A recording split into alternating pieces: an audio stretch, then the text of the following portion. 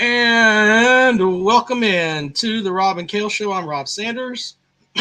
Thanks for joining us this evening. And ultimately, Jackpot. He is the best Gamecock YouTuber on the planet. He is heading to Nashville this weekend to watch his Gamecocks play the Commodores. Jackpot, good evening, sir. Good evening. I had a little bit of trouble here with the computer and the link and whatnot, but I think we've got it situated now. It's a great day. Hope everybody's doing well out there. It's a glorious day. All right. Oh, it's a glorious day. Jackpot having a good day. All right, so we're going to make our picks, get you guys involved with the show as soon as we knock those picks out. Grab my hat here. I want to do a shout out real quick. I got a hat today in the got delivered to me in the mail from Marty Reinhardt. Listens to the show. Actually used to work for me at Winn-Dixie in Gaffney. It's been like over 20 years ago. Anyway, he was in either is in the Air Force in Hawaii. Now he lives in Georgia, Warner Robins, and his son is like in the 9th grade, I think, or the 10th grade, but he got moved up to the varsity. So he plays football there for the high school. The county they live in it's spelled like Houston County, but it's actually Houston County. They're the Bears. So he sent me one of their hats.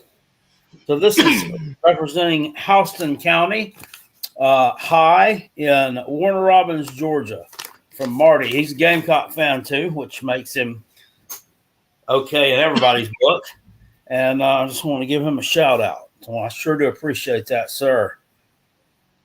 Well, Jackpot representing Houston tonight. Houston, never heard of it. He said the people there actually get offended if you call it Houston, like the way it's spelled. Yeah, well, I mean, that's the name of their Skin Pete said, go to Kid Rock's bar. Jackpot was there a few weeks ago. It was awesome. Let me try to do that, sir. Maybe we can do that after the game. We don't win the game, I probably won't feel like going anywhere but back to the hotel and put my head up under the fucking covers. I thought I read it real quick. I thought he was telling me to kick rocks. It said Kid Rock. So I'm like, oh, okay. It's Kid Rock. Kid Rock. That's what he was talking about.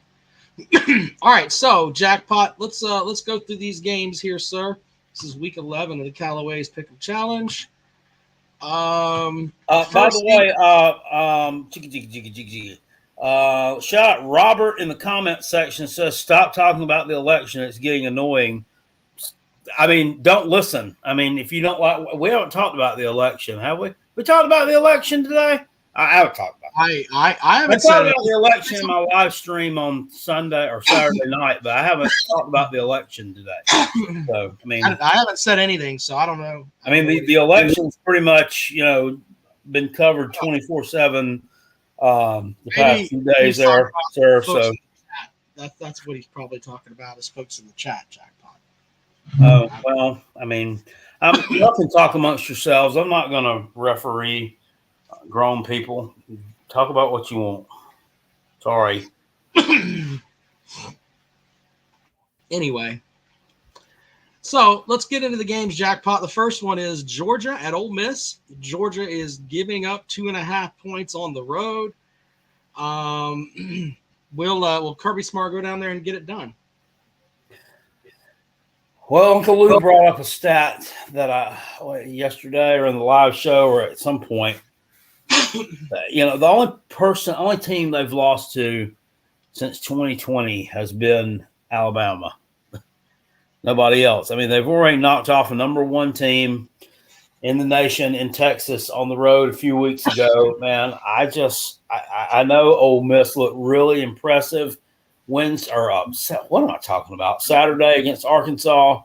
on the road, and Georgia looked really less than underwhelming against a depleted-ass Florida team. But I feel like Georgia played their D-minus game, and I think they're going to bring everything with them on Saturday, man. Give me the Dogs and them points. I think they win this game by double digits. So, they're giving up 2.5, so they're favored down there. They're not the underdog. Whatever. Give me Georgia. Okay. Well, and here's the thing. Carson Beck has looked terrible, but even when he throws all those interceptions and everything else, Georgia seems to find a way to win. And until someone other than Alabama beats them, I'm going to roll with Georgia here. I think that they're better. And Lane Kiffin's on a house of cards out there. I mean, they are one loss away from everybody just saying, screw it, I'm heading to the transfer portal. I truly believe that's going to happen. That's what they'll do too. Oh yeah, Juice Wells. They'll do. So they'll have 3 losses, right? Yep, they'll have 3 losses if they lose this game. And I don't know if Wells is a senior or whatever. If he's got another year of eligibility, he'll play for the freaking YMCA next year. Before if they don't make the playoffs. That's how selfish that guy is. Yeah, I'm not sure what his status is. He may have a COVID year. Who knows? Anyway, Alabama's at LSU. That's the other game there. Alabama is getting 2.5 in the swamp. Actually, not in the swamp. At LSU, I think that. I think LSU can be more consistent than Alabama is. I like LSU at home, so I'm going to take LSU in the 2.5 points. This is a night game or it's an afternoon game, right? I think it's I'll check the time on it. But yeah, I mean it's at LSU though, and that's not an easy place to play. Checking the time for you right now. Anyway, what you got an idea which way you're rolling, or are you waiting to see what the time is, Jackpot? So it's a 7:30 kick, so it's a late kick. Alabama's just a bit underwhelming this year. I don't think they're a playoff team. LSU, I think, is a fringe playoff team. I mean, I like LSU a little bit better. I don't like LSU. I don't think LSU's defensively. I don't think they're all that great. They're improved, but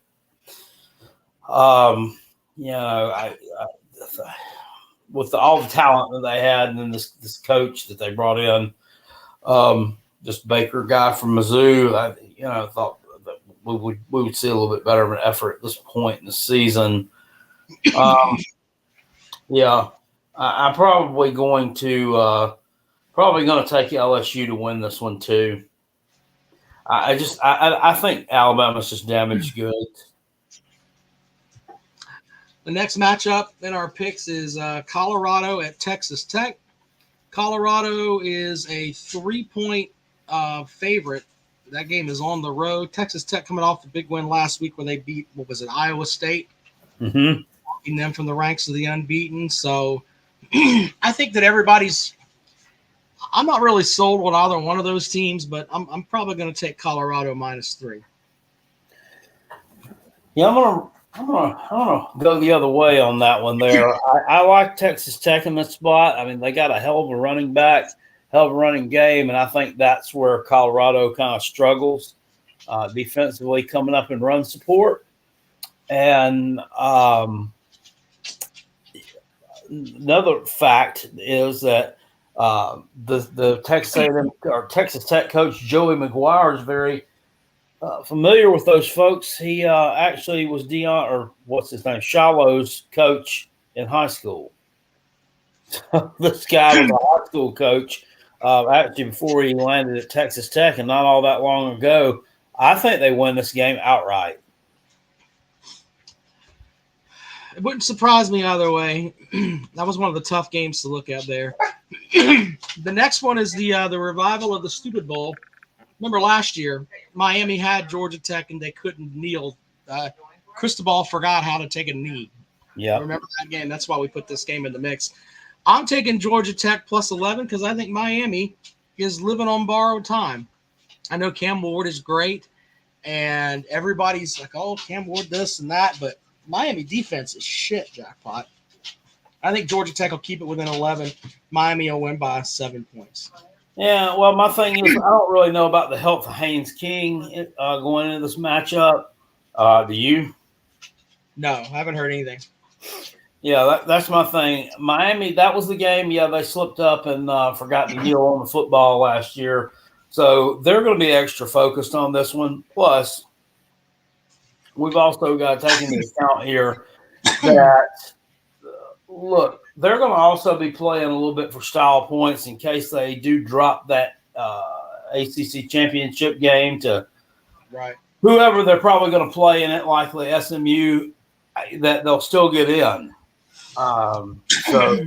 With Georgia Tech playing with a backup quarterback, I mean, I don't think that situation bodes very well for them. Miami hasn't put it together yet. I think they might do that Saturday. So give me the Hurricanes to cover that 11 points. I think they win by 14. Virginia's at Pitt. Pitt is a 7-point favorite. I think that Pitt's a better team than what they played last week. I'm going to take Pitt and give up the 7. Yeah, I'm going to roll Pitt too. Hard for me to back Virginia, knowing the last time that they played, they lost to Mac Brown by like 5 touchdowns. Yeah. Yep. All right. Good night, dear. Yeah. So the next game is an old Big 12 matchup. Or was it the Big 12? Yeah. Oklahoma at Mizzou. Two of the newer schools that are in the SEC. Oklahoma is a 2.5-point underdog on the road at Mizzou. I don't know the status of Brady Cook, but I honestly, Oklahoma is so shitty, Jackpot. I mean, they are just a fucking turd burger. I mean, they really are. But Missouri's not much better. So, I mean, it literally is flip a coin in my mind because of the Brady Cook effect. I'm going to flip a coin if I can find a coin while you make your pick because I think they're both that shitty. Go ahead. I'm going to tell you this. I'm going to take Missouri right now, and it's a night game also there, which could help them out a little bit. I'm going to take Mizzou right now to cover that. If I find out Brady Toughheart's not played, I'm going to roll with Oklahoma because Drew Pine is fucking terrible. Wasn't this guy the quarterback at Notre Dame at one point? I mean, he was, but I mean, Jackpot, he is bad, dude. He's terrible. Really, really terrible. All right, so I got heads. Heads are Oklahoma, tails are Mizzou. Didn't he beat Clemson? Isn't he the one that was a quarterback when they beat Clemson a couple of years ago? I don't think so. He might. I don't know if I don't know, to be honest with you. I think he was. If he was, that's great. And I'm not trying to run away from a. No, I'm just saying. I'm like, he beat Clemson. I mean, and you guys were like, I think you won the conference that year. And now he can't even throw a fucking forward pass. What the hell's wrong with this? Yeah, he's terrible. It comes up as heads, so I'm rolling with Mizzou. Even though I really think that, I mean, that's like terrible. I got nothing for you on that. The next matchup is Florida at Texas. Florida is going to start Aiden Weaver, who was their third string quarterback behind I can't remember the first string guy's name, but Lagway's the second stringer. He's got his issues. He's going to be out. This is the third stringer from Yale, who I don't know how good he's going to be. And his first matchup as the starter is at Texas. 21.5 points is a lot of points, though, Jackpot. The Florida defense did play pretty good the other day.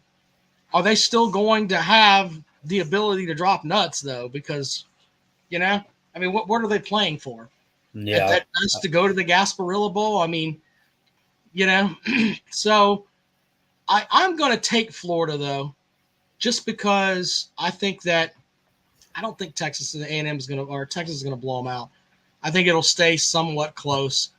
Might be a bad pick, but I feel better with the 21 with the hook there than trying to cover all those points at one time. I just think Texas hasn't really put one all together this year, totally. Right. I mean, I don't think they've played up to their capability this year. I think this is the perfect opportunity to do that. I mean, you're going to have, I mean, it's kind of like, beating up on someone who's got one hand tied behind their back. But, I'm going to take Tejas here to cover that one. I think that they tuned them up pretty good. Florida's basically a dead duck without Lagway or any capable quarterback there. Wanted to throw this out in the chat here. I'm changing mine to Texas. All right, go ahead. Peabody, aka P Dash, said that spread has changed. Oklahoma is a favorite now by 3 in Vegas. So I didn't know that. I looked at that earlier, and Missouri was still favored. So they must have announced somewhere that Brady Cook's not going to play, or somebody leaked it. Yeah, it's got to be. So yeah, so probably going to roll with Oklahoma there. I mean, on ESPN bets, they've got Oklahoma's favored by 2.5. But do you? I mean, but what if Drew Pine actually, magically learns how to play football again? And I mean, they were off last week. I mean, I don't know. No, was Mizzou off for they had Alabama and then Oklahoma sucks. I mean, if this Pine guy can put it together, I mean, there's nothing wrong with Luther Burden. There's nothing wrong with any of the other receivers, from what I gather. Why haven't they lined Luther Burden up at quarterback and just ran some fucking wildcat with him? He's one of the best athletes on the field. I'm sure he's able to field the snap and read the tackle and take the hell off. That's better than Pine throwing the damn football. That's a point. That's a point. Pull the old Mark Stoops routine from 2019. I mean, who was it that he did it with? It was, I can't remember, but that Lynn Bowden.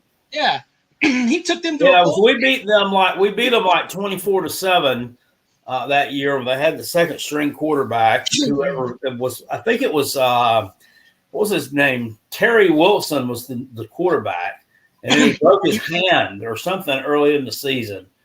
So he was out, and we played the second stringer, the guy that was backing him up, and he was terrible. And we beat him by like 3 touchdowns. And then like a couple of weeks, and then they lost to somebody else. And a couple of weeks later, they started putting Bowden at quarterback, and they rolled off like 3 or 4 victories in a row. And they won the Gator Bowl or something that year. And they were talking shit, trying to cope with it, the sour grapes. So, like, well, if we'd put Lynn Bowden back there 2 weeks sooner, I mean, y'all wouldn't have sniffed the damn win. And if I were 6'8", I'd be in the fucking NBA. I hate when people say this shit like that. Well, we would have put this guy back there. We would have whipped your ass. No, you didn't. You fucking lost. Dex War Eagle with a couple of dumb comments in the comment section. I think Vandy blows South Carolina out this week. Vandy is legit this year, and South Carolina has been too inconsistent. Just because they beat your dog shit team doesn't mean that they're legit or that they are themselves consistent. Chris, Dex War Eagle also says they're more talented than South Carolina.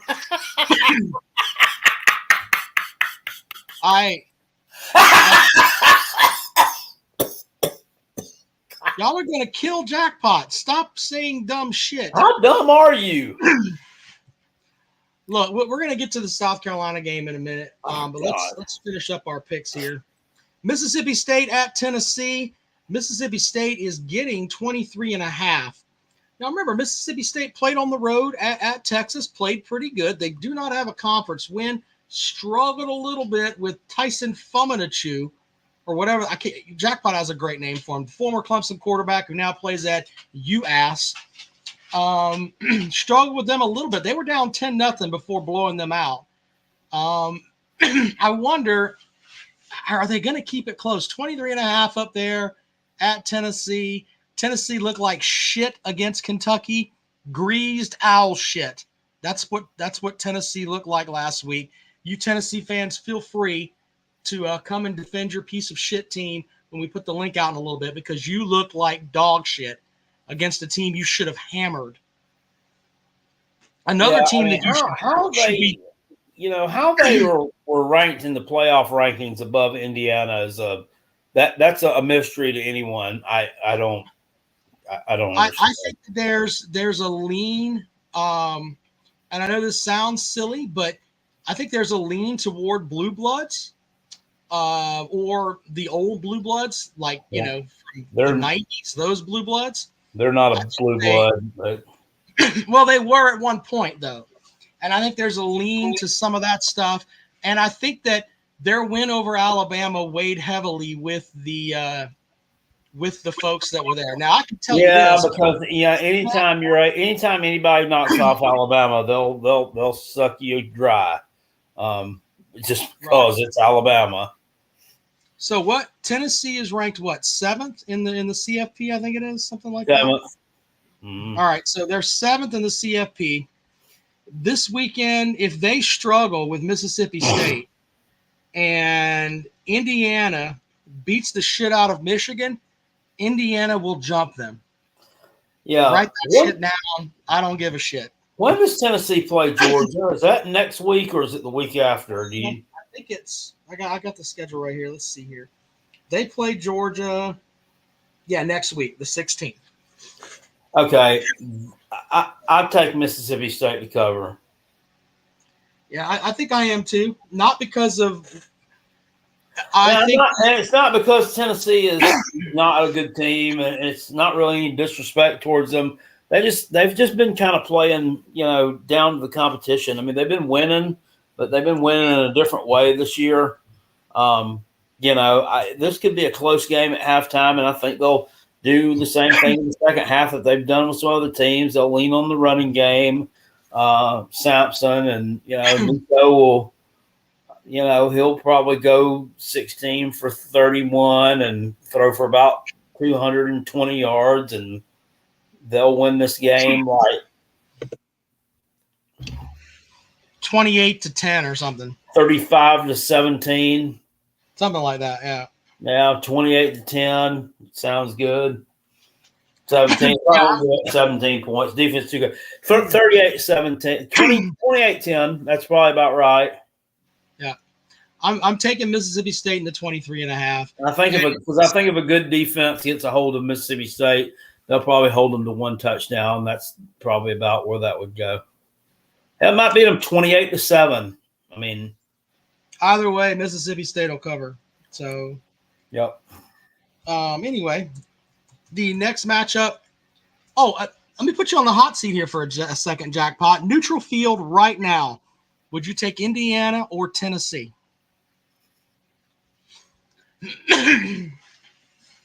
Indiana. Really? You're that high on the Hoosiers? Okay. I mean, they've just been more impressive. I mean, they just have a more impressive body of work. I mean, I don't know. They hammered Nebraska. Nebraska's not a turd burger by any means. I mean, they beat them by over 40 points.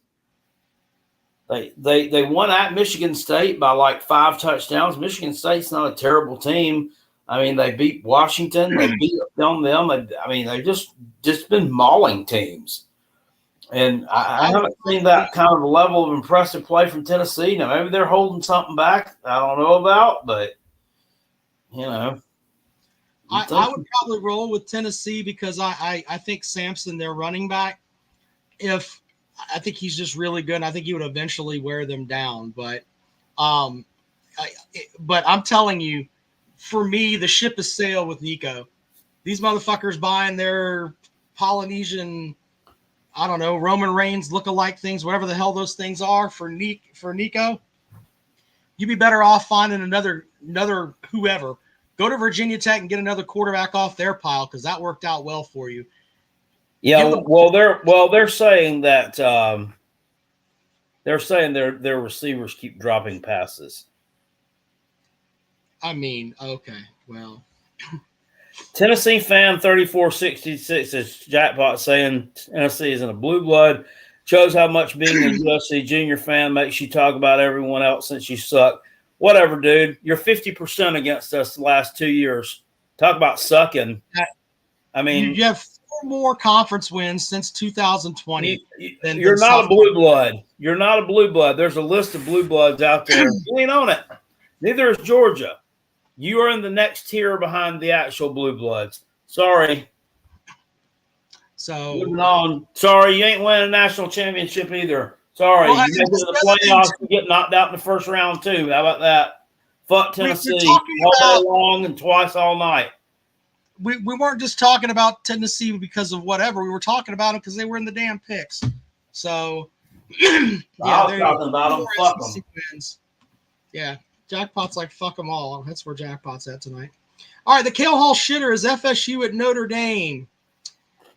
FSU is getting 25 points.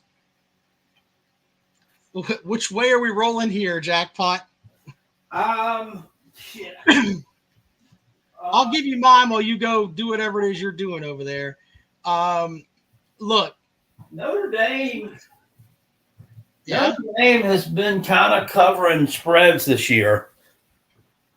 For the most part. I mean, they covered against Louisville. They covered against Navy. Yeah. Covered against Georgia Tech. I mean, they've been a covering machine, actually, unless they're playing Northern Illinois. In that case, they don't cover. Is that all of that, and what you're saying makes a lot of sense, Jackpot, but Florida State is an absolute shithole. They are fucking terrible. And I'm going to pick against them until they actually cover one of them. That's what I was about to say. And they're not a covering machine. They're not. So, they're a covering bunch of bitches. Notre Dame. Next matchup, Jackpot will be in the stands with about 1,200 other Vanderbilt fans as South Carolina goes on the road to play Vanderbilt. Hey, as of today, over on Ticketmaster, how much do you think the tickets to that game are? $65. $200. Shit, I'm glad you got in early. Yeah, really. I mean, that's probably and I'm not the 7-Eleven. I'm not bumping my chest just because I'm a Gamecock, but that's probably the most expensive that single game tickets have gone for at Vandy ever. It has to be. Well, they want to end that streak, Jackpot, and they feel like they've got a team that is competitive enough that they can go out there and not be at a huge disadvantage just from the talent end. If we took the stickers off the helmets, South Carolina's got a shit ton more talent than Vanderbilt does. Only a dummy would think that they didn't. But Vanderbilt is playing disciplined football, and they've got a quarterback that, in my opinion, is, what is he, an 18th year senior? And he's looking at the schedule, and he's like, I've got 4 games left, and it's Thelma and Louise shit. We're either going to fucking win or we're going to drive this motherfucker right off the cliff. That's how he plays, and he's going to die on his sword. He's one of those type of players. Ballsy as shit. You put him with that Tennessee offense, they wouldn't have lost a fucking game this year. Let Nico sit his ass over there on the sideline. I'd rather have this kid than Nico. You Tennessee fans, you can yell at me in just a little bit because he's got a chafing problem. You know what it is? His balls are so fucking big, they scrape the ground when he walks. Well, I think there are a lot of teams that would trade their starter in for this guy. I'd trade the Clemson starter in for him. I'd trade Klubnik in a minute. His little pansy ass running around with the cowboy hat on. Fuck off with all that shit. I'd trade him for the Clemson quarterback in a second. He's better than the quarterback South Carolina has. And people can get upset with me for that. I'm just saying, if I'm going to war for one game, I want that fucking kid as my quarterback. Now, with that, you saw those old, I don't know, those old blitzing linebackers were coming awful hot at Lenoris on Saturday night, and he was kind of like a wizard back there. I don't know where it came from, honestly. So you'd rather have Sellers than San Diego Padilla? Only reason I'd rather have him is because if I had to, for 1 year, I'd rather have San Diego if I could have him just for the 1 year. But, Sellers has got several years of good play left in him. Okay. But anyway, if it was just for 1 year, I'd take him. I would. One game. That's what I was talking about. Anyway, South Carolina is a 3.5-point favorite. A lot of it comes from how they steamrolled Texas A&M last weekend. I have to use the same theory here that I use with a lot of other different teams. If Tennessee is playing at Florida and Tennessee's a much better team, I'm still taking Florida until they prove to me that they can win there. If Kentucky has a much better team than Tennessee and they're playing Tennessee, I'm taking Tennessee. Until Vanderbilt shows me that they can beat South Carolina, I'm taking South Carolina. Now, on the other hand, can Vanderbilt beat them? Yeah, they can. But until they prove it, I'm taking the Gamecocks here. Yeah. Your move, Jackpot. I'm going to go out on a limb here and do something real crazy. I'm going to take Vandy because I think we win this game by a field goal. Okay. All right. I think it's that kind of game. I think it's that kind of game. I think it's a tight field goal. It's either we win it by a field goal or we deliver them their worst beating this year. And I'm not talking shit, and I'm not really I'm not hyping my team up. I'm not, we've still got a ton of problems that need to be fixed, but on the defensive line of scrimmage versus it's a mismatch. And I think that's where the game's going to be won. But to be fair, Jackpot, you don't think it was a mismatch with an Alabama or a Texas and they hung with them? They beat Alabama. I'm not talking shit here. I'm just saying. I don't think that matters. Alabama's defensive front is better than Alabama's. Texas, I don't know about. Theirs is pretty solid, but all right, well, fair enough. I mean, then they lost to Texas, so they lost to them by a field goal. And let's just be real. I mean, Texas was a lot better than a field goal, better than Vandy that day. So they beat Virginia Tech by 7, Alcorn State by 55. They lost to Georgia State. After that, they lost to Mizzou in 2 overtimes. They beat Alabama. They beat Kentucky. They beat Ball State. That game was close. They beat Ball State 24-14, I think. And then they won over Auburn. Now, look, it's hard for me to pick South Carolina there based on the fact that I think your coach is a fucking doofus. I mean, he really, really is a fucking idiot. Well, it won one Saturday night. I mean, I don't know. That's fine. I mean, shit, we rolled fucking – Brad Scott was terrible and won a game at South Carolina. What's your point? Well, he's won more than one game, sir. I mean – all right. Well, I understand. One more than he's lost. Come next year, you're gonna be wanting this guy to go away. And if you go up there and Vanderbilt handles them, and you had to drive all that way, you're gonna be wanting that motherfucker gone by the time you get back to damn Simpsonville. You know that as well as I do. South Carolina's offense isn't very consistent at all. Yes, they played well against Texas A&M. Maybe that had something to do with Texas A&M because they were giving Rocket Sanders gets 20-plus carries. He does that in one game and gets like 60 yards, and then all of a sudden looks like a world beater against what's supposed to be a better Texas A&M defense. I don't know if I'm buying it or not. I'm picking South Carolina just because. I think Texas A&M was. I think Texas A&M was fine. They played great. No, did they play good? I thought so. I think they just ran into a buzzsaw. Well, Rocket Sanders is the key there, but I'm taking South Carolina. Jackpot's taking Rocket Sanders and them when they get some leverage behind them, when they get loaded up. He's just a hard guy to stop when he gets going. I mean, but it doesn't. Unfortunately, doesn't hit that gear in every single game.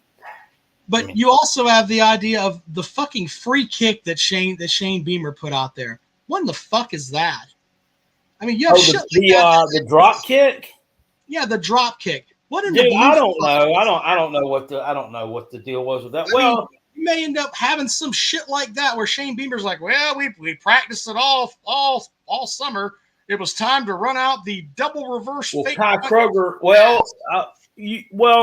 Let's keep in mind when we recovered that onside kick against Bama, Kai Kroger executed a drop kick.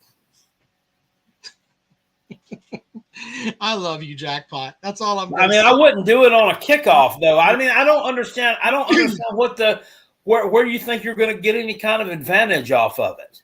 Maybe you think. I mean, maybe his way of thinking, Beamer's way of thinking, was maybe their up backs are going to rush up to maybe think that they're going to recover something because it's going to end up it's going to land short, and maybe it lands behind them, like in between them and the guys who are actually back there to receive it, and maybe you can recover it.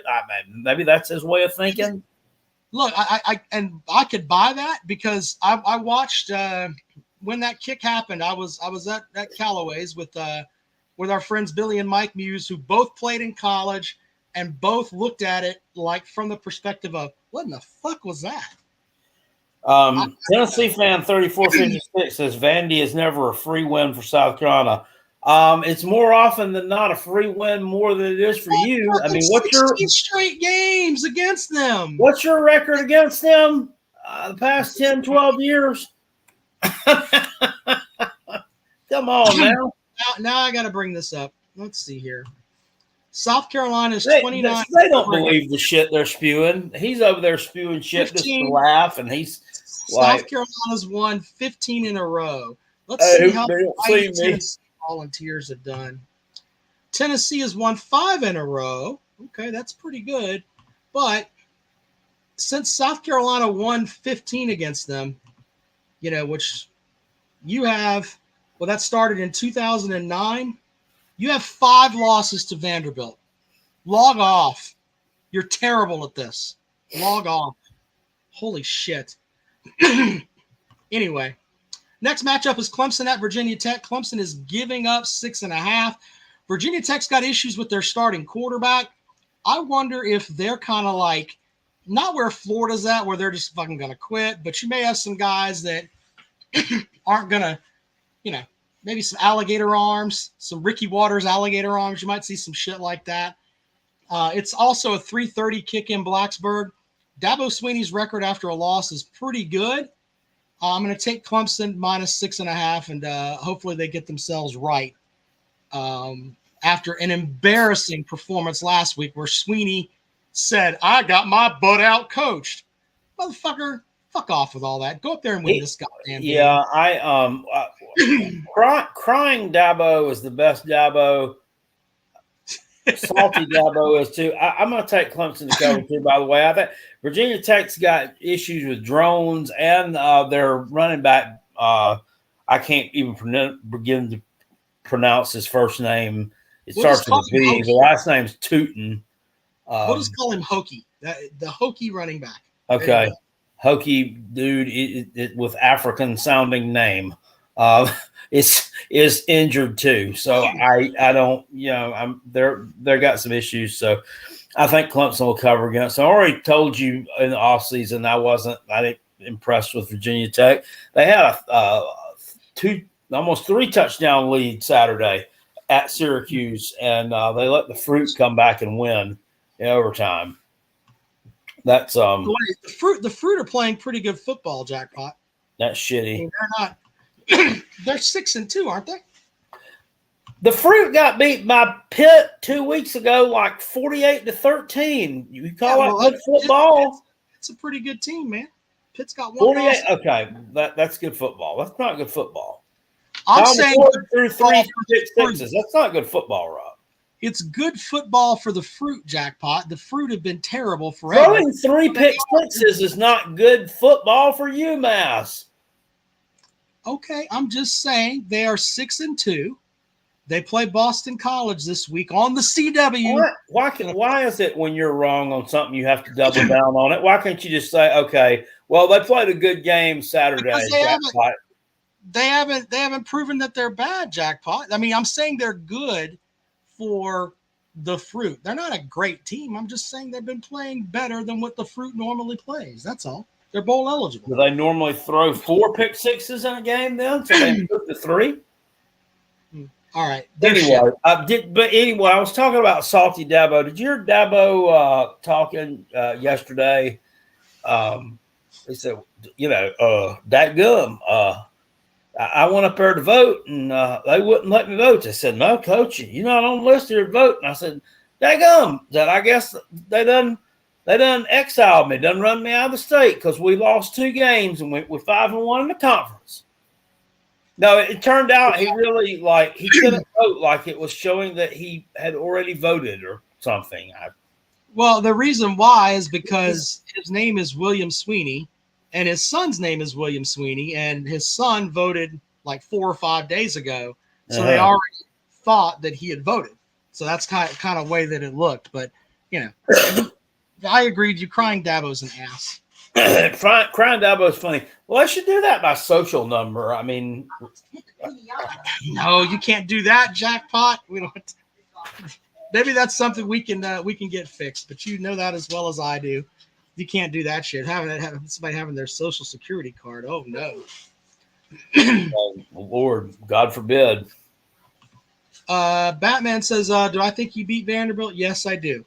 Until I can see Vanderbilt beat you, I'm gonna roll with I'm gonna roll with South Carolina." There you go.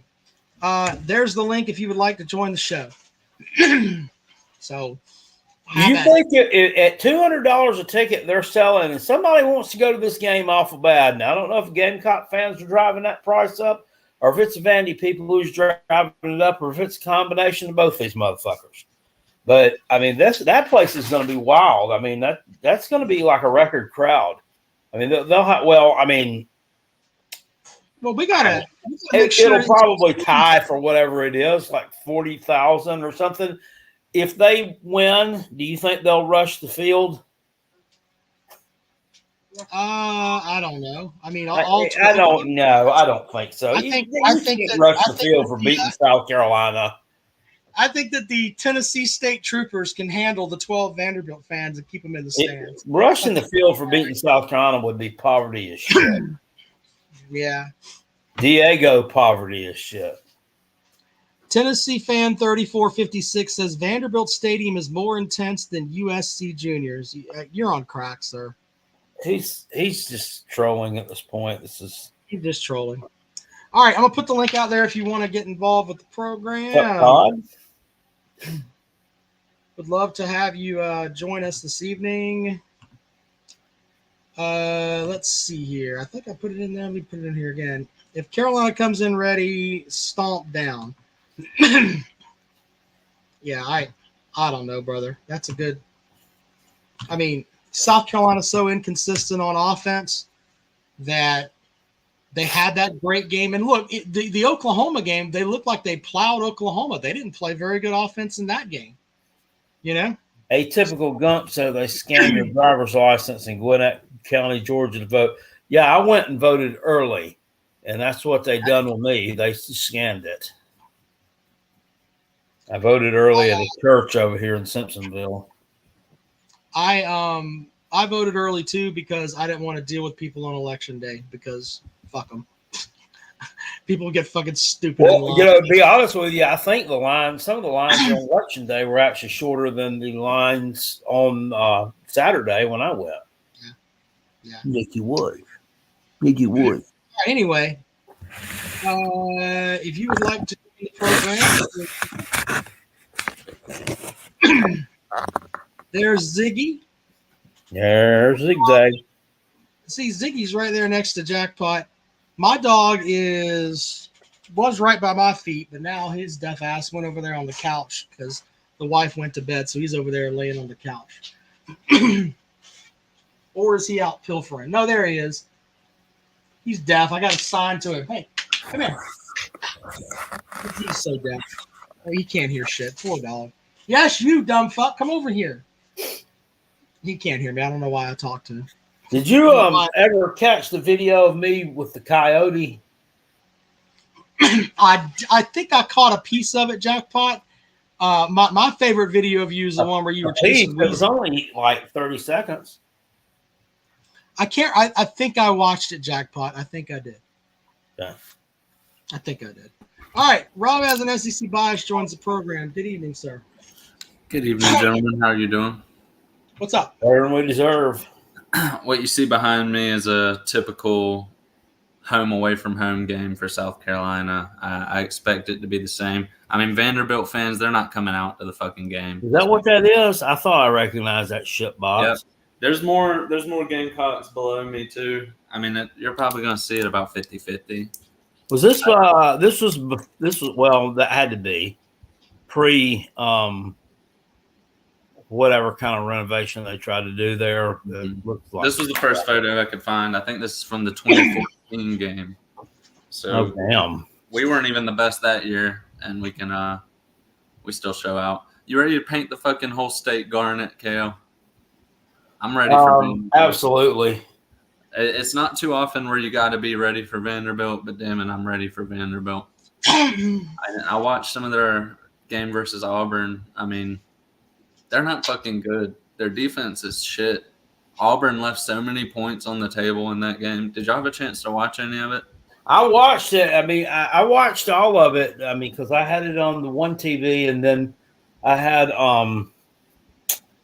whoever was Georgia and Florida on the other one, and because I was keeping an eye on Vandy to see what was, and that thing it was a 3:30 game. When was that game? It was it? No, it was a noon game. I had some other game on the TV because it was a noon game.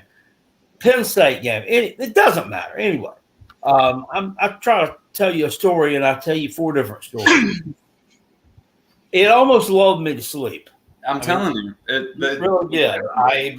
But I mean, to their credit, I mean, their defense played well. I mean, the thing is, Auburn did leave points on the board.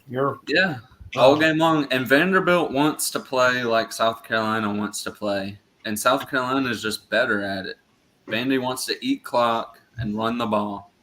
Once Vandy's behind, I mean, they're not going to be able to do anything. They can't throw the ball consistently. All they can do is work off a play action. That's why Pavia is a running back who can throw. He's not a legit quarterback.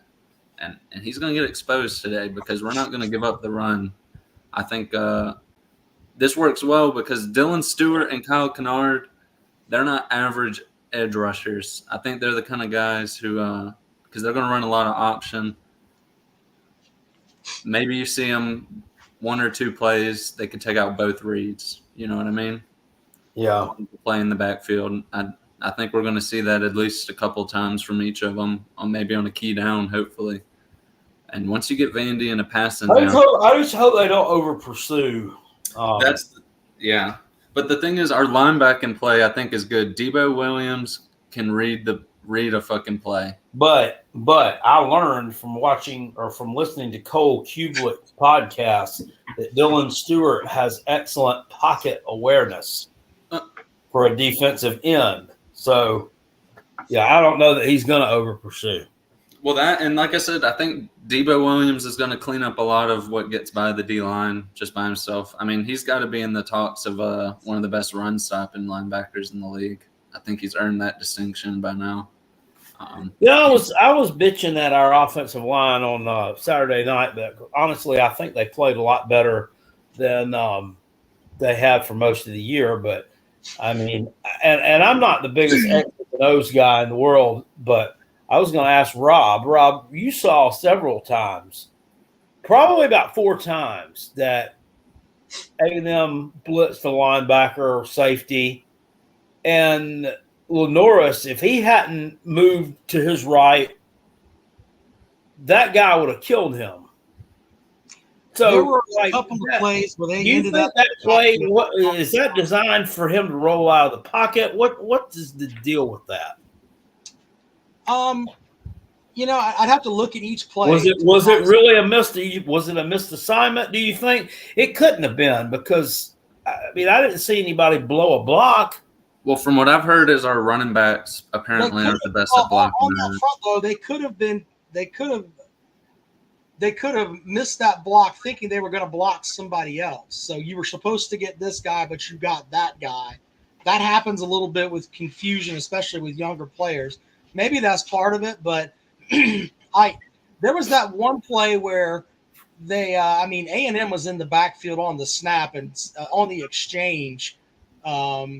The running back didn't get the ball, and it's like, my God, that play was terrible.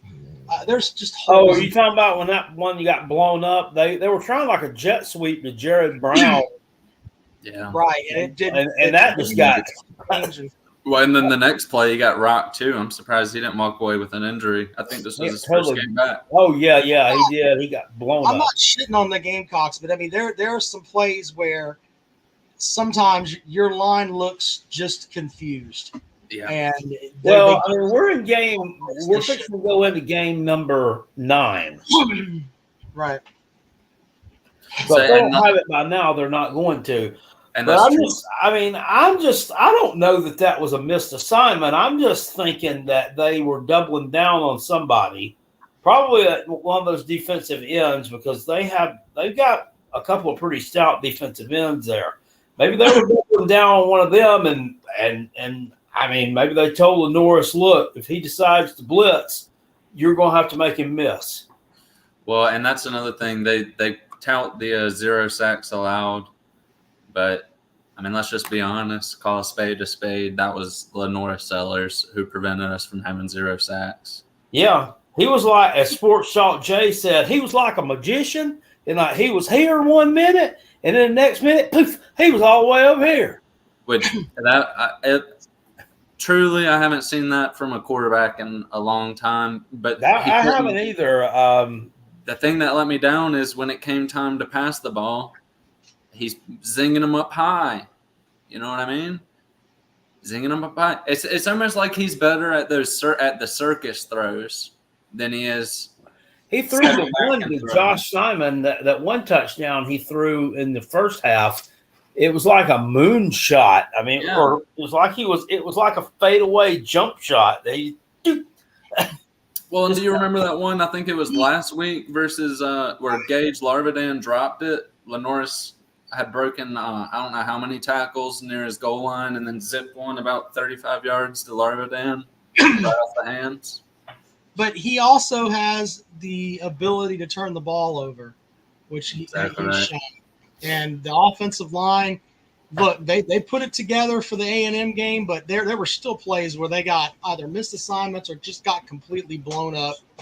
Either way, Vanderbilt doesn't have the defensive line that A&M has by any stretch of the imagination. But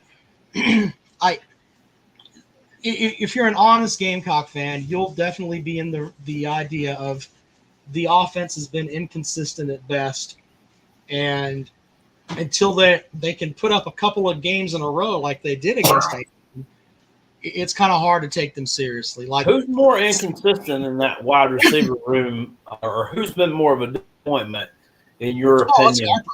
Harper by far. Harper or Gage Larvadan? Gage Larvadan was an all-conference player. Harper. Larvadan hasn't done anything either. All I've heard about is Harper has world-class speed, and he's built like a Greek god, and he's all this and all that. And it's like, look, you had the touchdown catch against Alabama that was a really good catch. But other than that, your ass has been on a milk carton. It was a really good catch. But like I said, you got to be able to do something in between the 20s. Yeah. Well, and another thing, I don't think Vandy's going to start. As tall as he is, as big as he is, he should be your number 1 possession receiver. You don't think Vanderbilt's going to what? I don't think Vanderbilt's going to be able to stop our run, personally speaking. So you think your running game is better than Alabama? You think your running game is better than Texas? They didn't, Rob. They gave up 35 points to Alabama. Yeah. It's not like they stopped them. Their defense isn't that good. I was reading the stats. I can't remember them offhand. Hold on, I'm looking at it right now because yeah, you can bring them up. I want to say there was something in like the 70s, maybe in passing defense, and then they gave up a ton of yards to Virginia Tech too. They weren't all that impressive at all at defense. That's why it was kind of surprising that they have sustained so many SEC wins, because their defense has been kind of porous, to be honest. Well, good night, dear. So with that, let's look at this here really quick here with Vanderbilt. Where is it? I'm looking for their schedule. Anyway, I'm trying to I agree with you to an extent that they're not a great defense, but they do. Where as far as forcing turnovers, where's Vandy Dandy tonight? He should be in here damn running his. Here's something I found. They're 46th in yards allowed and 58th in points allowed. So I mean that's a bang on kind of piss poor defense, pretty characteristic of Vandy. I'm sure they're going to play physical, but I mean this isn't a defense that's going to come out and surprise anyone. You know. That's why I think we're going to be able to. Because I mean, looking at the Alabama game, they gave up. All right, they gave up 84 yards rushing to Alabama. They gave up 35 points, but 84 yards on the ground. Let's see here. We'll look at the Texas game. I'm bringing that up right now. So they held Alabama to under 100 yards rushing. That's generally pretty good. Let's look at the Texas game. It's a game they lost. They gave up. Bama doesn't have that. They're 60 caliber of running back. Yeah, 82nd in opponents' yards per play. They're giving up 5.7 yards per play. They're 94th in opponents' third down conversion rate. They gave up 104 yards rushing to Texas. Yeah, 104 yards to Texas. Okay. They're not good. 104? 104 yards to Texas on the ground. That's not terrible. Mm-mm. That's what I'm trying to get there. Like Andrew over here is like they're fucking terrible. No, they're decent. They're not. They're giving up 5.7 yards per play, Rob. That's shit. Okay. That's 100. terrible. Look, the two biggest games on their schedule: 104 yards and 80 yards. And I don't give a fuck what planet you're on. I'll take the Texas offense over South Carolina's offense. The same thing for Alabama too. So they held those two teams pretty much. What does that have to do with them giving up 5.7 yards per play, though, Rob? And that's fine, but I'm just telling you, against those two teams, to sit here and say they didn't play good on the ground against them is stupid. I just gave you the stat. Well, I don't even think I ever said they weren't going to play. They're giving up 6 yards a play, and they're 6-3. They're forcing some turnovers. They have to be pretty high in the turnovers forced category. Let me see if I can find that. I would think they'd have to be. Yeah, that's probably where it is. But I cannot find. I mean, I just gave you the stats there. So let's look at the Georgia State game. They lost that game. Let's see how they did against Georgia State. Oh, they're 33rd in the country in turnover margin. That's pretty good, right? And it doesn't look like they give the ball away much either as far as turnovers. That's because they're tested. Georgia State ran for more yards than Texas. 157 on the ground for Georgia State. Does Georgia State have a better offense than Texas? No. Oh. But since that Matthew says Texas is thin at running back. That's true. Well, and how do you know Texas? How many passing attempts did Quinn Ewers have in that game too? Because I would imagine they came. He was like 18 of 18 or something at one point, wasn't he? I imagine they threw the ball pretty much all day. I mean, Vallejo or whatever his name threw for 41 times against them. So there's that. I mean Texas isn't even exactly like a pound to run the ball and pound out. Matthew says Texas thin at running back. That's true. They did lose their starting running back over summer or before the season started. Well, and Georgia State did that without the absolute offensive genius in the run game, Sean Elliott. You know what I mean? That's true. I mean, he was coordinating the run game, Rob. Old Del McGee was coordinating against the old truck company that you played in the first game of the season. How'd that work out for you? Raheem wasn't fully. The truck company's vying to go to a bowl game with a win. Are they really?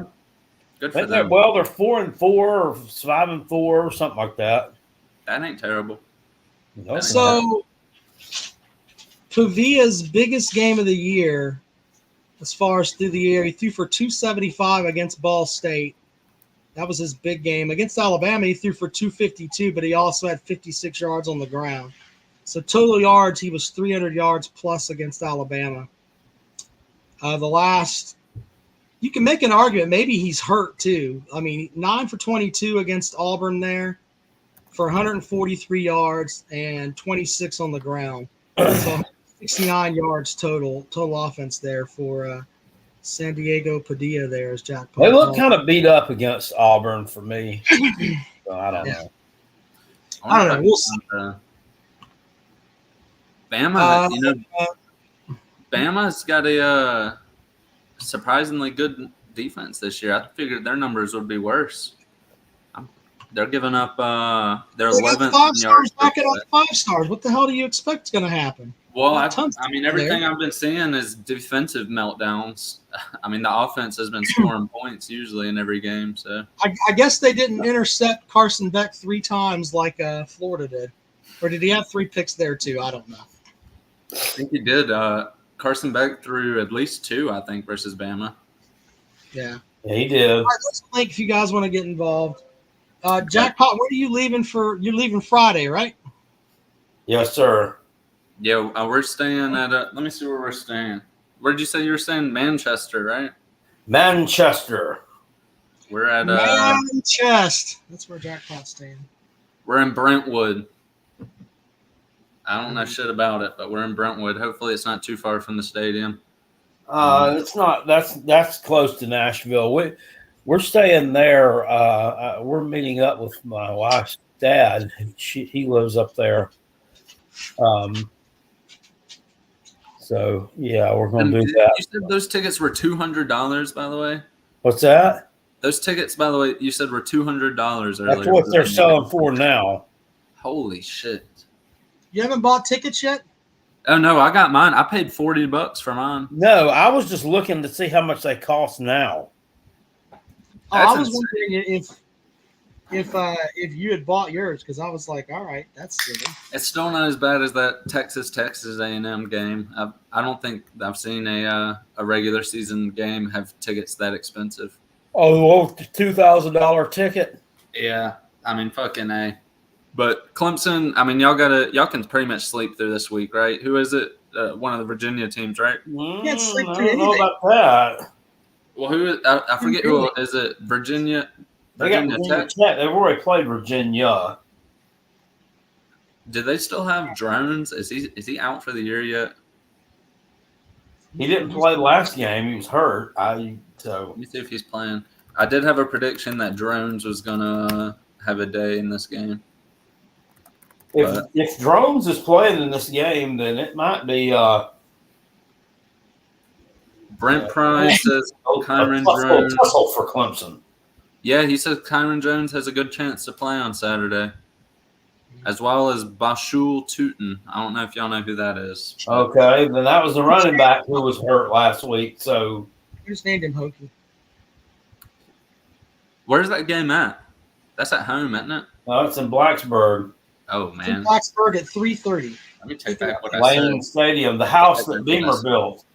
Listen, house Clemson looks that steady Frank last built. week. We haven't really talked about it too much yet. We've been talking about the South Carolina win, but Clemson looked shitty last week, and that's gotten over. They did. It was glorious. I enjoyed what I saw of it, but I was really hyper focused on our game. So, I mean, I had the sound turned down on it. I would just go. I didn't even know they'd gotten 2 kicks blocked because that's how much. Holy shit! They had 2 kicks blocked.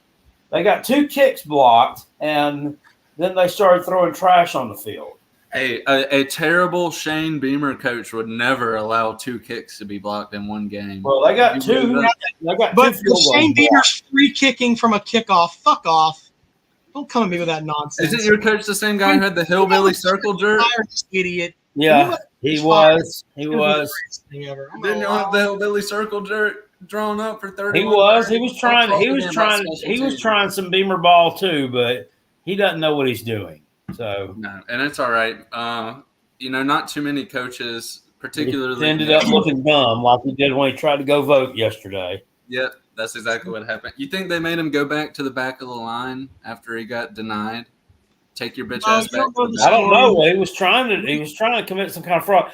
So I actually thought he was just making a joke altogether when he was saying, golly, I mean, they done told me I can't live in the state no more because we lost a game. You know how he likes to, ooh, well, you know, they want to run me off because we lost one game. I mean, god dang, I mean, we've won a whole lot more here than we've lost, blah, blah, blah.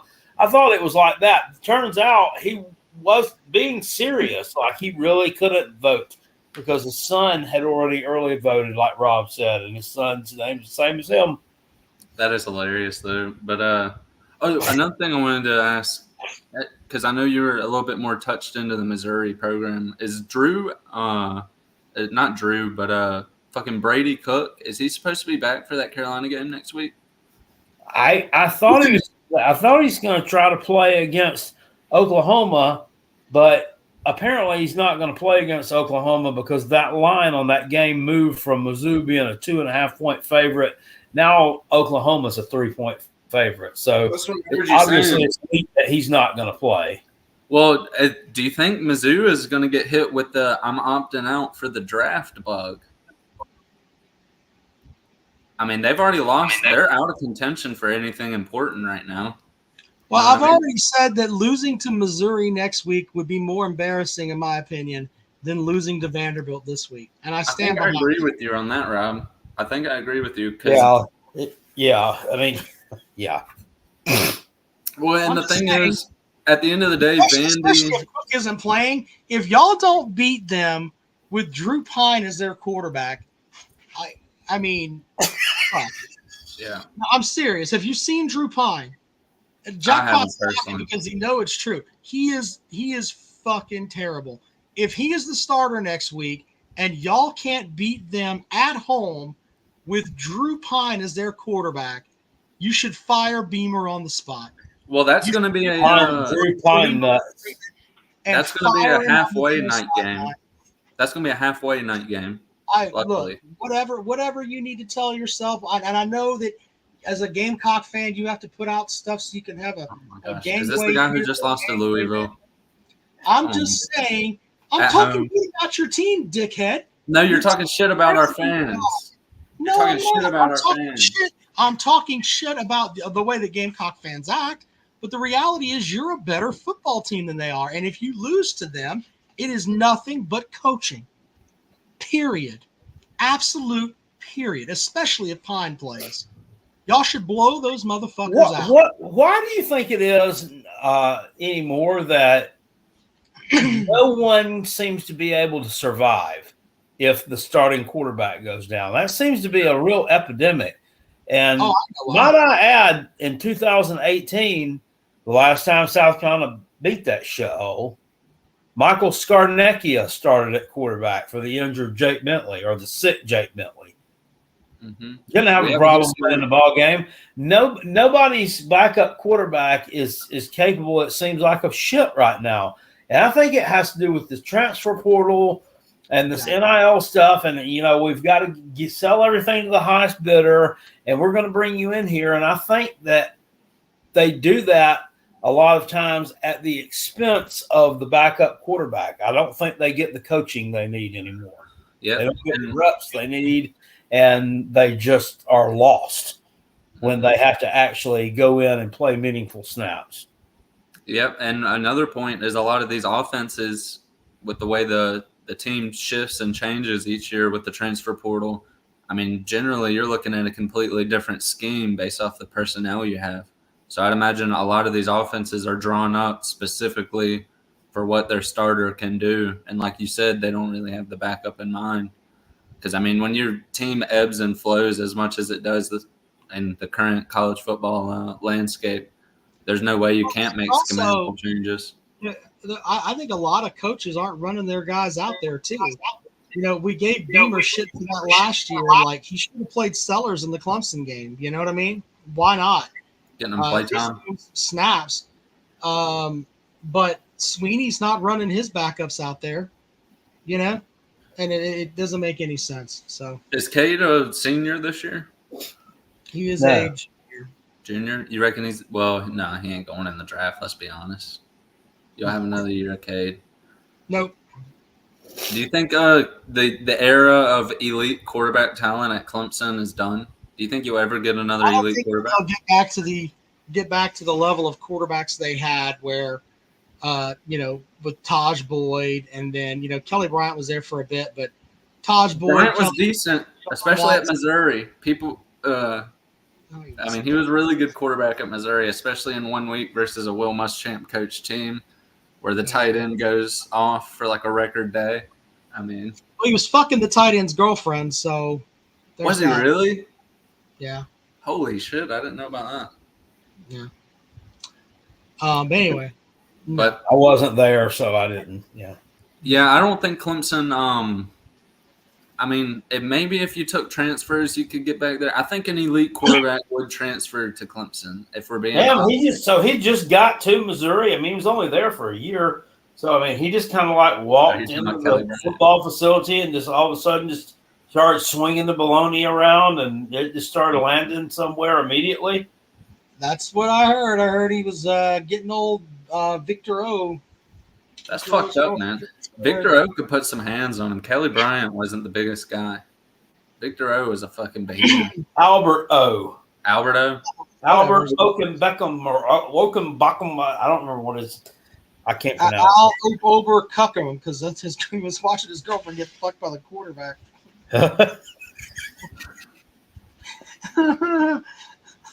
He still had to go to Albert Oshie broke down like a shotgun. Dicking his girlfriend, wiping his dick on the curtains. He still has to go to fucking practice with him. That's fucked up, Rob. That's fucked up, man. That's what happened. So. But listen, nothing is worse than being a Clemson fan, even seeing your girlfriend get fucked by the quarterback, all right? You just lost to Louisville at home. Shameful performance. If we all remember correct, I think the last time they lost at home was to Shane Beamer, wasn't it, Cale? I think so. I think so. And doesn't he always – who's the Louisville head coach? Isn't he always talking shit about him too? Jeff Brom? No, I don't hear him talk too much about Jeff Brom. But it seems like there's a history of Clemson losing to good teams at home. All right? Anytime they find a good team at home. Well, he lost to Mike Norvell last year. No, yeah, you're right. That was the last team they lost to at home. Yep, it was Mike Norvell. It was Phil Maffa missing a block and a scoop and score, right? Yeah. Oh God. Okay. I didn't hear it. I'm sure it was great. I figured did your dog run into your cable again, Rob? Oh, which, by the way, did that cause any? My headphones had a knot in them for some reason. I had to take it out. It was driving me nuts. We were talking about Clemson. He should have been on that block. Will Shipley wouldn't have done that, but he got blown up. That was Florida State safety Kalen DeLoach was the one who came in there and blitzed in there and almost took Cade Klubnik's head off. I thought that was Jared Verse. Human Vegematic. I thought it was Jared Verse. No, it was Kalen DeLoach. But Rob, are you not worried about the attendance? On that. There you go. Oh, can you hear me? Yeah. I was going to ask Rob, are you worried at the recent trend of Clemson losing at home? You've lost a home game the past 3 years straight, right? Right. Does that bother you? Does that worry you? It does bother me, but we don't lose very often at home, so. Well, I know it bothers you, but does that worry you that it's probably people aren't as scared to come into Clemson to play? No. I think that shows that. Okay, well, that's why you're an idiot. Well, they thrive off the disrespect and the little old Clemson. That's true. Disrespect and the new spring money as well. Got to throw that in there. The Osterine shots. Well, they were cheating when it was illegal to cheat, and now that it's legal to cheat, they won't do it. They won't do it. It don't make any sense. Does Clemson actually pay out a decent NIL there, Rob? Do you know that? Do they have a good NIL? Guys, you're throwing out so much bullshit that I'm not going to take your relevant questions. You just go ahead and spew. Whatever bullshit and lies. Yes, New Spring was giving all this money. Yep, that's what was happening. And Osterine, all that. None of that shit has ever been proven. Well, Osterine was proven. It was proven, but they didn't play after they tested positive, which means they were within the rules, sir. I'm sorry if that hurts your feelings. feelings. Rehash this By the already. way, you guys got popped again for something today about somebody that wasn't even there. What the hell happened with that? I didn't even see that. I looked up my Gamecock news today. What was it? I don't know. I mean, you guys cheat more than fucking anything down there, building condos across the street. Oh, you had I just looked it up last year. We were talking about how many NCAA sanctions Clemson had. It was like 35 in 1 year. The fuck are you talking about? Wow. And your excuse is, it was mainly fucking women's sports. Who gives a shit? Well, we self-reported. Yeah, we self-reported. Like, what? Don't you ever talk about... You know what? I'll look it up right now. I'll find it. Just got off fucking probation for when Spurrier threw a fucking woman under the goddamn table to save his sorry ass. Don't come at me with that shit. Where y'all were putting people up in a goddamn hotel downtown. You know what the fuck I'm talking about. The hotel with luxury car service. You know exactly what I'm talking. You just got off probation for that not too fucking long ago. So don't come at me with cheating shit. He threw a damn compliance officer under the damn bus to save his ass. So don't come at me with that shit. Hey, listen, Spurrier left us high and dry. All right? Sure. He's the best coach you've ever fucking had. You should fucking That's not true. That's not true. Yes, he is. He's the all-time winningest coach there. He's the best coach you've ever had. Listen, you don't know what Shane Beamer's about to do. What, I don't know. Joe Morrison coached them to a 10-2 record, and they were ranked number 2. I'll tell you what, I'll give you Joe Morrison, Jack. Jim Carlin coached a Heisman Trophy winner. I don't know. I don't know about Spurrier as the best. All-time wins leader. Okay. I mean, we could talk about the guys that Spurrier got compared to those guys. Okay. Y'all just want to just run your mouth to me because you can't stand. Listen. I get Spurrier was the all-time winningest coach, but what also has to be packaged into that is Spurrier absolutely gutted the fucking team and then quit halfway through the year and left us an absolute ruin. Jim Carlin got ran off from down there because I think he was having an inappropriate relationship with a student, maybe.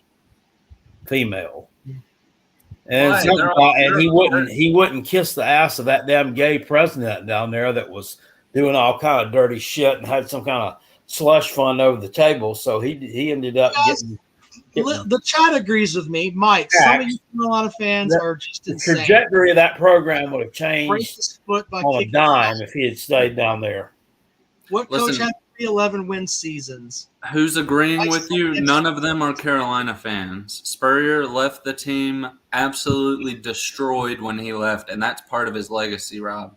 I get that he won 3 11-win seasons. I'll take the legacy of winning 5 straight against Clemson. Who the fuck was our quarterback? He left us with Lorenzo Nunez, Rob. Brandon McElwain. That's who he left us with. But that's not his fault. Come on. That is his fault. He took off recruiting for 3 years and then quit when he fucking realized the team was shitty. Yeah, that was a bad look. And I'm telling you, as much as I loved old balls, I mean, he wanted to quit. He wanted to retire after the 2014 season, and he let Ray Tanner talk him into staying another year or whatever. You were fucked when that happened. We all knew that. Right. Well, I mean, if somebody wants to quit, you let him go. But no, dumbass Ray Tanner talks him into staying another year, and then when the team fell apart, he quit. That was selfish. That was selfish. That was selfish. But on the other hand, selfish as hell, and it put the school in a bad light. It made it look like a shithole, and made it look like a less than program, which it wasn't. No, at that point, South Carolina was one of the premier teams in the country. Yeah, because he fucking got you there. And then he fucking gutted the team. Exactly. And you don't do that. You don't. I mean, it was crazy. Who does that? I mean, I've heard of plenty of times of coaches retiring at the end of the year or getting fired or taking another job or whatever. I never really heard of anybody just fucking quit. Yeah. But to sit here and think that what Shane Beamer is going to do is going to be better than Spurrier, you are fucking. Well, I'll tell you what, Shane Beamer never quit. Hell no. Because they're going to fucking fire him first. He's not going to get the opportunity to quit. Well, of course, he wants that damn buyout. Door. If you think Shane Beamer is getting fired, you're high, Rob. You're the same. Listen, this attitude right up here is the same reason. I'm pretty sure the over-under for South Carolina was what, 4.5, 5.5. Congratulations. Won 5 games. We're sitting here looking at a potential 9-win season.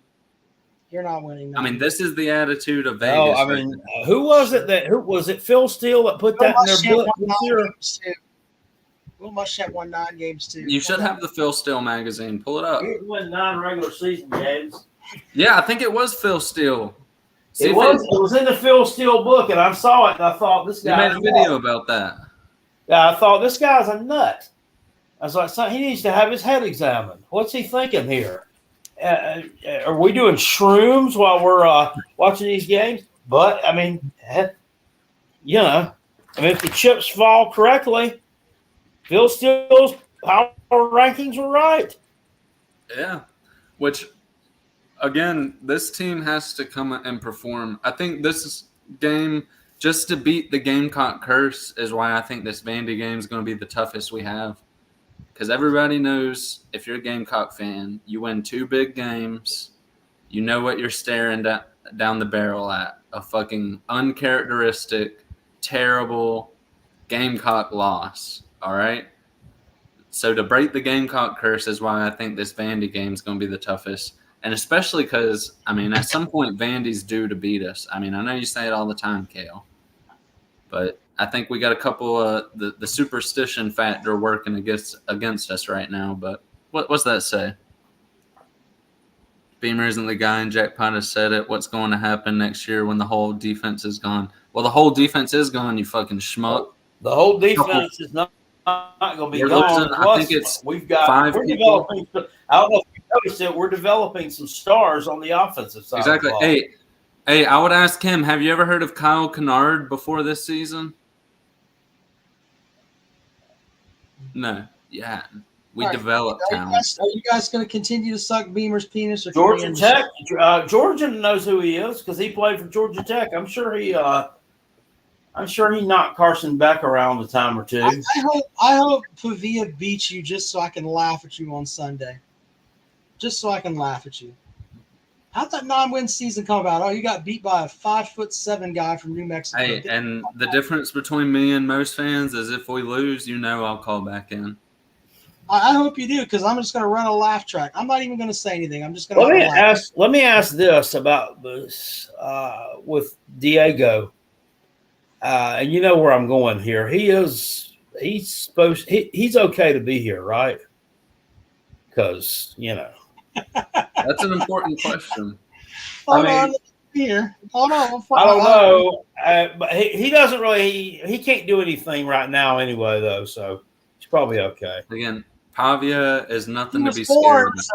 Let me help you. He was born in Albuquerque, New Mexico. That's the Mexico that we as a country own, not the old Mexico, Jackpot. Okay, he's cool then. He was born under the Stars and Stripes, sir. Calm down. God damn it, Jackpot.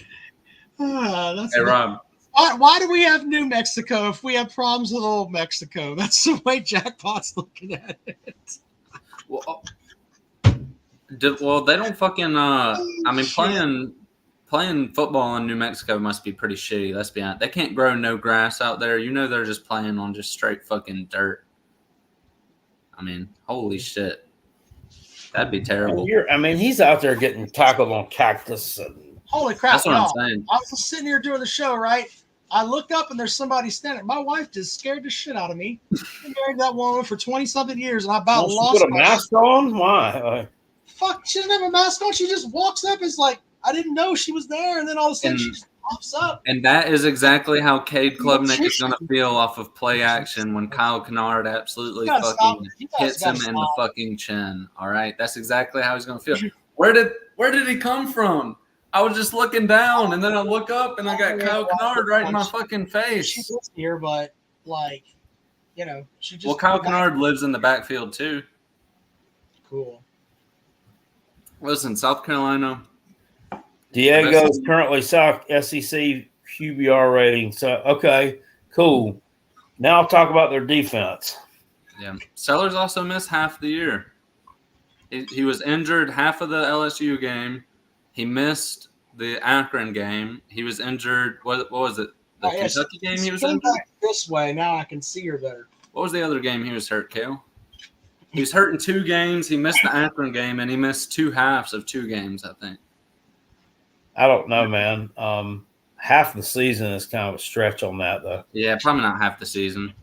About 2 games, though. Well, we didn't talk about old Quarterzip losing to the Ospreys. You didn't want to mention that, did you? Oh yeah. Well, I mean, we've been amped about football. I mean, so we're sorry. a football team. Hey, Mechie This is Johnson. not Kentucky, but yeah, Quarterzip lost to the Ospreys. Got it. Yeah. Mechie Johnson. They're going dancing, I'm sure. Well, losing Mechie Johnson really hurt that team. The Ospreys are going dancing. Okay. I don't know if I can back Kale up on that one. Don't they usually? Leave it at that.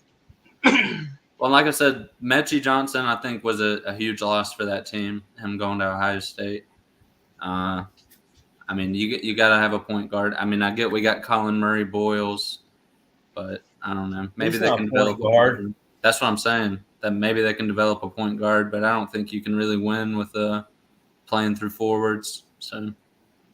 All right. Well, look. Well, they got the one kid that the point guard they picked up was he the MEAC Conference Player of the Year or something? Yeah. I'm not sure, but I know they've got one Eli Ellis committed for. He's committed for this next recruiting cycle. I think he's one of the top point guards in the basketball class. So they got help on the way, but I mean. Until it gets there, I mean, you're going to see some shitty losses if you don't have good guard play. So, can't really defend that. They'll be fine. They did some dumb shit last year to start the season off, and they'll be all right. Yeah, but I'm excited to go to Nashville. All right. Hopefully, there won't be too many fucking nerds to walk by. All right.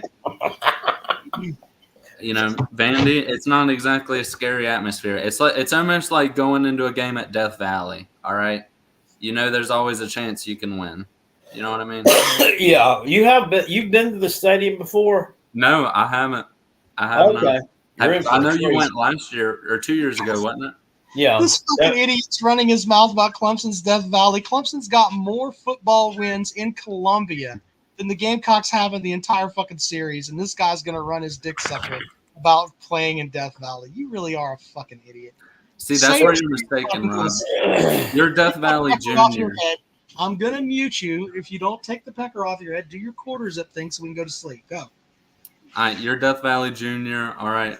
I wasn't talking about you. When I'm talking about you, I'll say Osterine and New Spring University. Don't mute me. Go Gamecocks, though. We're painting the fucking whole state red. Garnet, in fact. Not even red. Garnet. Tennessee, you're still a fucking shithole. All right? You barely beat Kentucky and Oklahoma. You beat them. Yeah, that is. So this game is in Tennessee on Saturday. That's where I'm going. It's Tennessee. Yep. Yeah, I just keep thinking Nashville, but yeah, it is part of Tennessee, so that's interesting. Yep, so we're going to paint the whole state garnet. All right? Tennessee, again, you barely beat shitty competition. You run up all the stats that you paint, all right, they're all against shitty teams. If you look at stats since SEC competition, you average like 20 points a game. All right, you're terrible. You're a beneficiary of a shitty schedule. You're basically Missouri. They had to rely on a good fourth quarter to pull away from well, if you call pulling away, winning by 10. 10 points. Yeah, they're basically Missouri. They're one of the worst. This is probably Mark Stoops' worst team at Kentucky, outside of like the first one.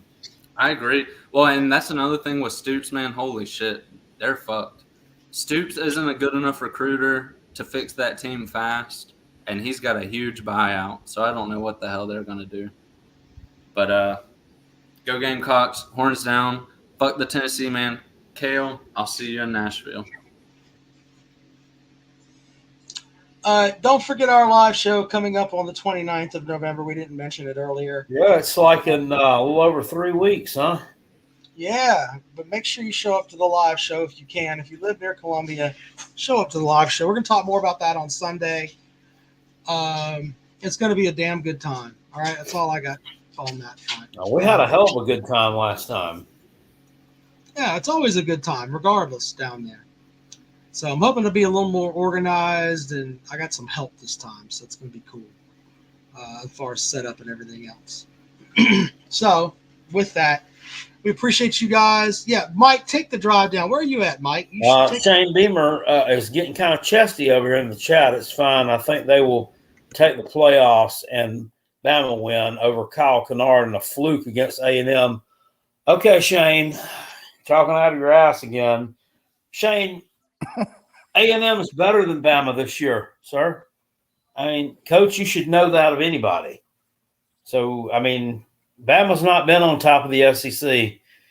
Texas A&M was actually, honestly, still is. So, yeah, don't be jelly.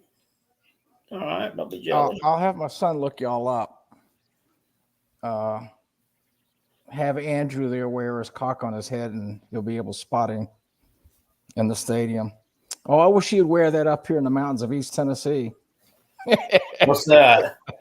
Andrew with his rooster on his head. He needs to come over here to East Tennessee and take him up in the mountains and drop him off. Well, they'd probably try to kill it, and it's not even alive. I think it's some food. You can go shooting at it up through the ground. It's going to come a bubbling crude. By the way, see, I was muted. Sorry about that. No, I like how you're sending your son in your stead. I'm not going down there. I'm just going to send my son. Go, son. Go in my stead. Billy. That's funny. All right, Billy. What do you got, man?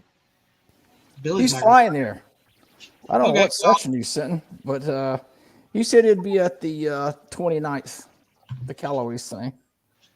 Oh, he's going to the Callaway's thing. Well, that's good. Oh, look at Opie. Did you take Lewis and Clark to the West? Yeah. All right. Well, what do you have for the program so we can go to bed? Some of us got to work tomorrow.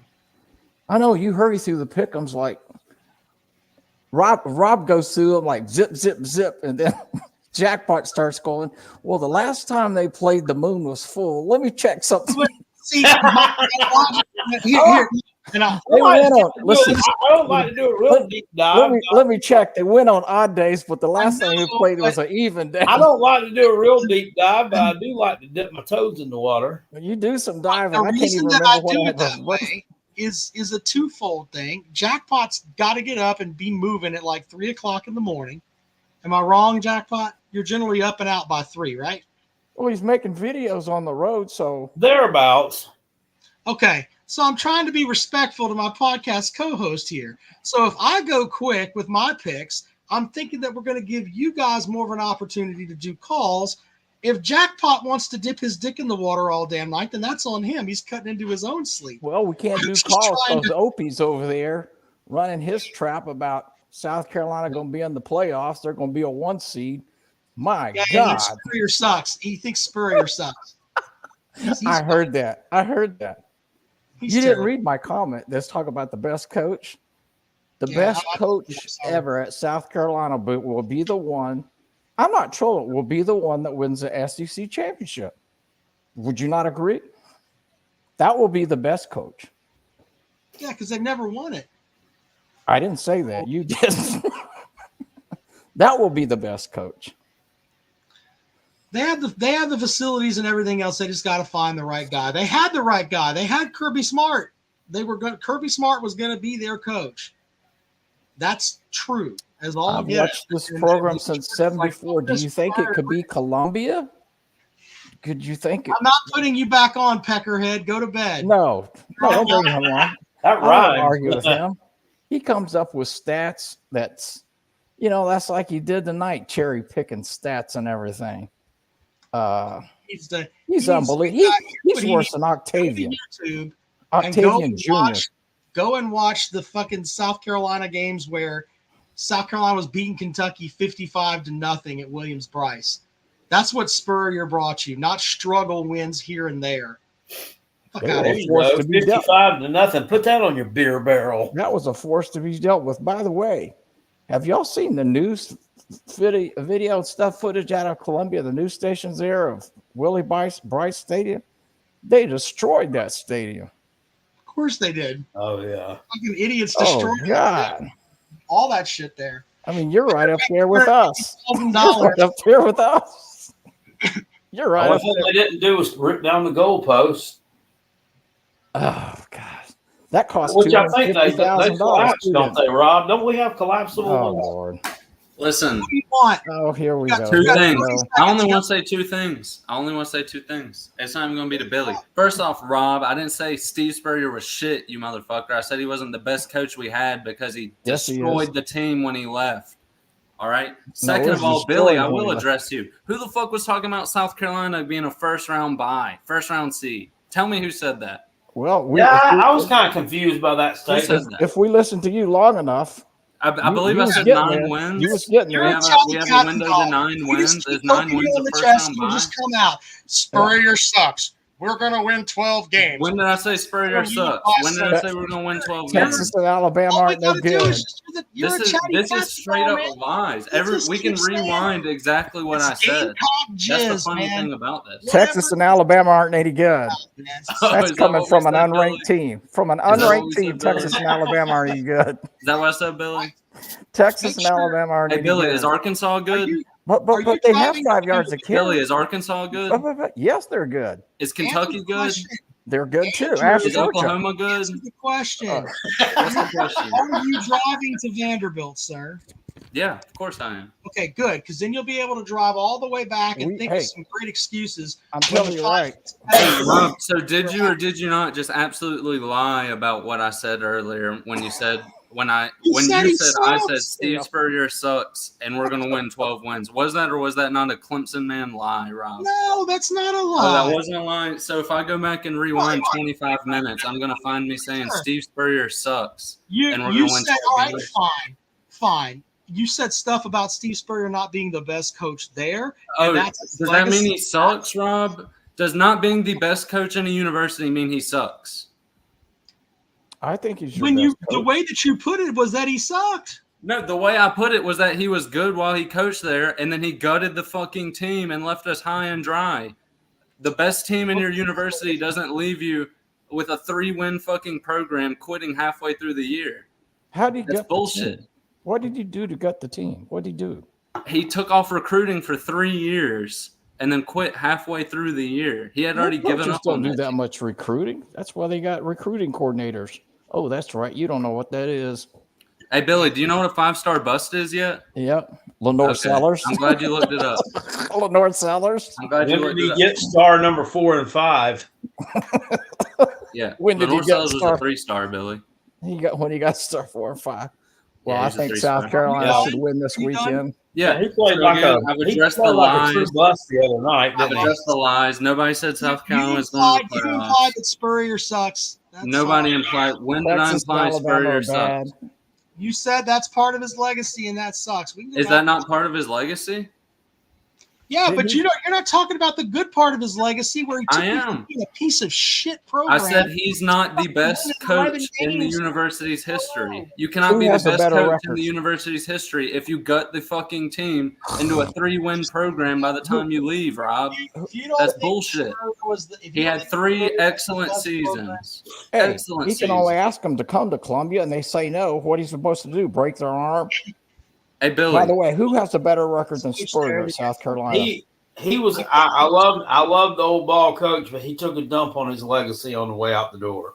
Yeah, look, that's a fair statement. But listen, he's not the best coach in the history of the program. The crazy thing is, the only people arguing he's the best coach in the history of the university are non-South Carolina fans. The only ones who are arguing that he was the best were the ones that never beat him.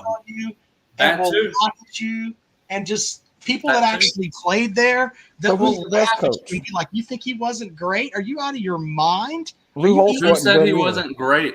Again, this is the He's the Clemson best coach lies. in the history of your This is program. the Clemson lies. I'm not lying.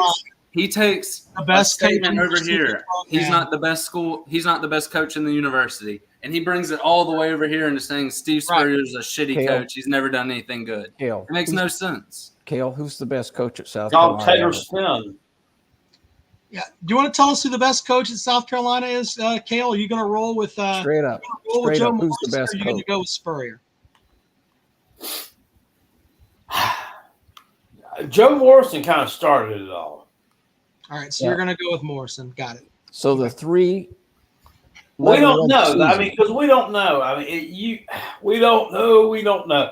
What would you have? He brought a legend to that school named Todd Ellis, and Sterling Sharp. You fucking kidding? Todd Ellis thing. Hey, don't you? I don't know. We disrespect don't the know. Podfather, We damn it. don't know what else he would have accomplished there. I think the school's entry into the SEC would have been a lot more seamless with him at the helm. Yeah, but Jackpot, we don't have that to go by, and that's because he died. Okay, We don't. That's right. He did die. He did die. We have to go with the one that actually accomplished things. I mean, that's only the realistic way to go. What did Lou Holtz do there? Lou Holtz actually He rebuilt the team pretty well. What Lou Holtz Lou got Holtz Steve went Spurrier winless to go the there. first year, and then That's he what won Holtz back-to-back bowls against Ohio State. Yeah. Could I think Skip Lou ever Holtz- come? Could Lou Skip Holtz ever was come back hired- to South Carolina? What's that? Could Skip ever come back to South Carolina? Sure, if His he wants to. Skip His the money. son. Well, wasn't Lou Holtz hired after that 0-win season? Or wasn't in like what? Yeah, 99? no, it was a one-win season. It was a one-win season in '98, and then in '99 he had a 0-win season. But he rebuilt that team. He still Yeah, left. but he won 0 games, yes, but they were within a touchdown of winning some of those, and then he turned it around. Remember that 2000 year was they beat Georgia and Mississippi State back to back. Both of them were ranked, and then they ended up going to they would have been in a better bowl than the Outback Bowl, but Clemson decided to cheat at the end of our game with them and beat them in Death Valley at 16-14 game. Well, Lou Holtz coached the fade, didn't he? Didn't Lou Holtz coach the fade? Didn't Lou Holtz coach the Kimry fade? Yes, that was in 2000. All right, so Lou Holtz was better than Spurrier. Is that where you want to go? If you want to say that Spurrier's not the best that was ever there, then who was? God damn it, you should know. Speak it. Let's go. Who is it? Is it Holtz? I personally don't think there has been a head and shoulders best coach at the University of South Carolina. Oh, that's fucking vanilla as fuck, dude. Honestly, I know it's not Spurrier though. On your way out, get yourself a vanilla scented candle and find a dick to suck on the way out. Listen, Rob, I don't have my opinion doesn't have to be what you want. My opinion doesn't have to be what you want it to be. Yes, your Do you choose one, or they like in a glass display case? That's what I'm saying. My opinion doesn't have to be what Rob wants it to be. All right, Rob wants everything to be what he wants, and that's bullshit. You peckerhead, pick a coach, pick one. Have an opinion that doesn't where you put your balls out there. Hey, is Dabo the most cheatingest coach in Clemson University? Is Dabo the cheatingest coach? Good night. Hey, here's a question. I just thought of this. Octavian 2.0. I just thought of this. What program in college football history? Answer a question, dickhead. It's not really that hard. Watch this. Billy, who was the best coach at South Carolina in your opinion? Based on what I briefly know, I'd have to go with the coach that has 3 11-win seasons. There you go. You see how easy that was? Let me ask you this. See how easy that was? Follow along, Peckerhead. Think about this. And y'all have to look this up because I don't know. What school program at D1 level has had coaches come there with more natties than Lou Holtz and Spurrier? How many? It would be interesting to see. How many did Spurrier had? And Lou how many Holtz did Urban have when he went to Ohio State? Yeah, but he had heart problems. I guess so. Aaron Hernandez and his gang of Well, he had 2 natties, right? Yeah, he won 2 in Florida. Lou Holtz won 1 at Notre Dame, and I can't remember. That's why I'm asking. Did Spurrier win 2? No. How many did Spurrier win at Florida? I think he won 2, right? 1 or 2. At least 1. He won in 96. Yeah. I can't think of another school that's had coaches come there with more natties than those 2.